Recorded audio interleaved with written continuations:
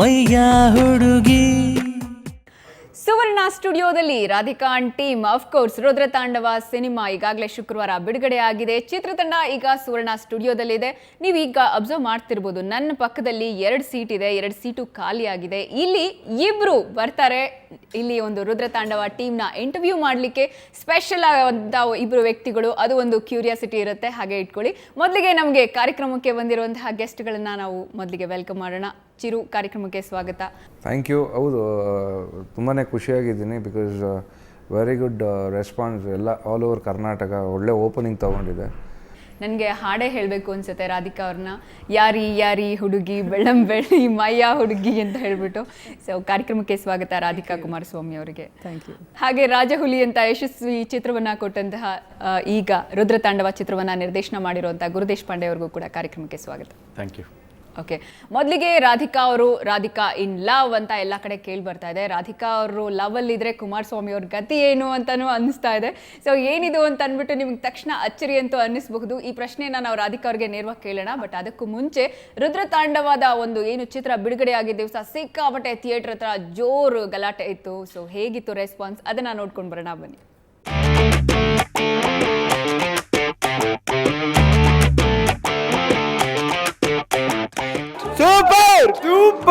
Super hit guarantee. ತುಂಬಾ ಚೆನ್ನಾಗಿದೆ. ರಾಧಿಕಾ ತುಂಬಾ ಚೆನ್ನಾಗಿ ನಟಿಸಿದ್ದಾರೆ. 100 ಡೇಸ್ ಪಕ್ಕ. ತೆಲುಗು ತಮಿಳಿಗೆ ಫಿಲಮ್ ಸೈಡ್ ಹೊಡಿತದೆ. ಈ ಪಿಕ್ಚರ್ ತುಂಬಾ ಚೆನ್ನಾಗಿ ಮಾಡಿದ್ದಾರೆ ಆಕ್ಟಿಂಗ್. ಯಾರಿ ಯಾರಿ ಬೆಡಗಿ ಬೆಳ್ಳಂ ಬೆಳ್ಳಿ ಮೈಯ ಹುಡುಗಿ.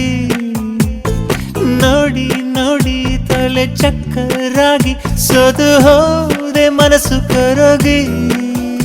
ಥಿಯೇಟರ್ ಹತ್ರ ಅಂತೂ ಸಿಕ್ಕಾಪಟ್ಟೆ ಕ್ರೌಡ್ ಸೇರಿತ್ತು. ಅದು ಕೂಡ ನರ್ತಕಿ ಥಿಯೇಟ್ರಲ್ಲಿ. ನೀವು ಫಸ್ಟ್ ಶೋನು ಕೂಡ ರಾಧಿಕಾ ಅವ್ರು ನೋಡಿದ್ರು, ಹಾಗೆ ನಿಮ್ಮ ತಮ್ಮ ಧ್ರುವ ಸರ್ಜಾ ಕೂಡ ನೋಡಿದ್ರು. ನಾನೀಗಷ್ಟೇ ಒಂದು ಸ್ಟೇಟ್ಮೆಂಟ್ ಕೊಟ್ಟಿದ್ದೆ, ಏನಂತ ರಾಧಿಕಾ ಇನ್ ಲವ್ ಅಂದ್ಬಿಟ್ಟು. ರಾಧಿಕಾ ಕುಮಾರಸ್ವಾಮಿ ಆಗ್ತಾ ಇದೆ.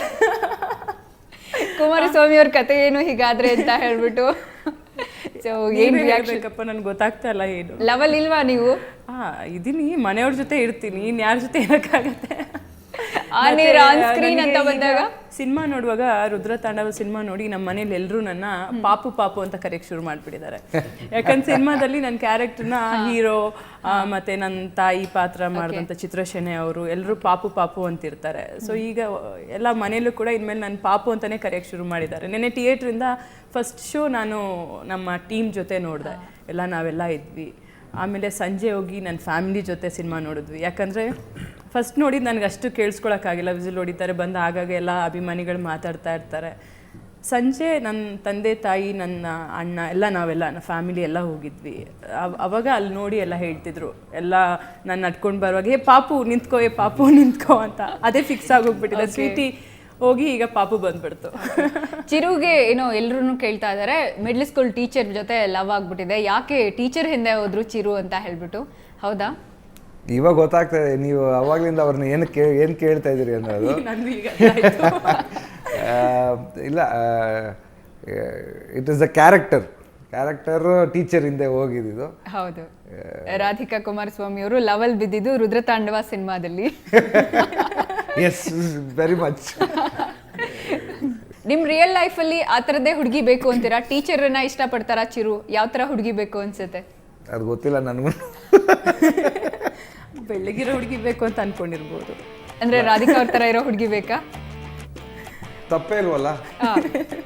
ಗುರುದೇಶ್ ಪಾಂಡೆ ಅವರಿಗೆ ಇಲ್ಲಿವರೆಗೂ ಬಂದಂತ ನಿನ್ನೆಯಿಂದ ಸಿಕ್ಕಾಪಟ್ಟೆ ಒಳ್ಳೆ ಕಾಂಪ್ಲಿಮೆಂಟ್ಸ್ ಬಂದಿರುತ್ತೆ. ಯಾರಿಂದ ನಿಮಗೆ ದಿ ಬೆಸ್ಟ್ ಕಾಂಪ್ಲಿಮೆಂಟ್ ಅಂತ ಸಿಕ್ಕಿದ್ದು? ಇಲ್ಲ, ಎಂಟೈರ್ ಕರ್ನಾಟಕ ನಾವೇನು ರೆಪ್ರೆಸೆಂಟೇಟಿವ್ ಅಂತ ಏನು ಕಳಿಸ್ತೀವಲ್ಲ, ಅವರಿಂದ ಎಲ್ಲರದ್ದು ಫೀಡ್ಬ್ಯಾಕ್. ಅದು ತುಂಬ ಒಳ್ಳೆ ಸಿನಿಮಾ.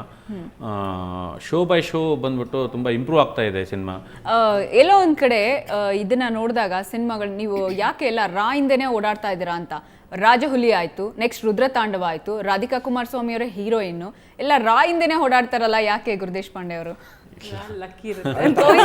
ಅಲ್ಲಿ ತಪ್ಪಿಸ್ಕೊಂಡಿದ್ದಂದ್ರೆ ನಾನು ಯಶ್ ಅನ್ಸುತ್ತೆ. ಹೌದು, ಅವನು ಯಶ್ ಮತ್ತೆ ಚಿ. ಇಲ್ಲ, ಅವರಿಬ್ಬರಲ್ಲೂ ಒಂದೇನಂದ್ರೆ ಅದ್ರಲ್ಲೂ ಒಂದು date of birth date of birth 8, ಇವರು 178, ಅವೆರಡು ಮ್ಯಾಚ್ ಆಗಿದೆ. ಓ ಗ್ರೇಟ್ ಗ್ರೇಟ್ ಗ್ರೇಟ್. ಓಕೆ, ಇನ್ನು ಜಾಸ್ತಿ ಕುತೂಹಲನ ಹಿಡಿದಿಟ್ರೆ ಚೆನ್ನಾಗಿರಲ್ಲ ಅಂತ ಅನ್ಸುತ್ತೆ. ಸೊ ಈ 2 ಸೀಟಲ್ಲಿ ಯಾವ ವ್ಯಕ್ತಿಗಳು ಬರ್ತಾರೆ, ಯಾರು ಬರ್ತಾರೆ ಅನ್ನೋಂಥ ಕುತೂಹಲನ ಹಾಗೆ ಇಟ್ಕೊಳ್ಳಿ. ಬ್ರೇಕ್ನ ನಂತರ ನಾನು ಹೇಳ್ತೀನಿ. ಬ್ರೇಕ್ನ ನಂತರ ನಮ್ಮ ಜೊತೆ ಕೂತಿರ್ತಾರೆ ಆಲ್ರೆಡಿ, ಸೊ ಪ್ರತ್ಯಕ್ಷ ಆಗ್ತಾರೆ. ಒಂದು ಸ್ಮಾಲ್ ಬ್ರೇಕ್ನ ತಗೊಳ್ಳೋಣ ಈಗ.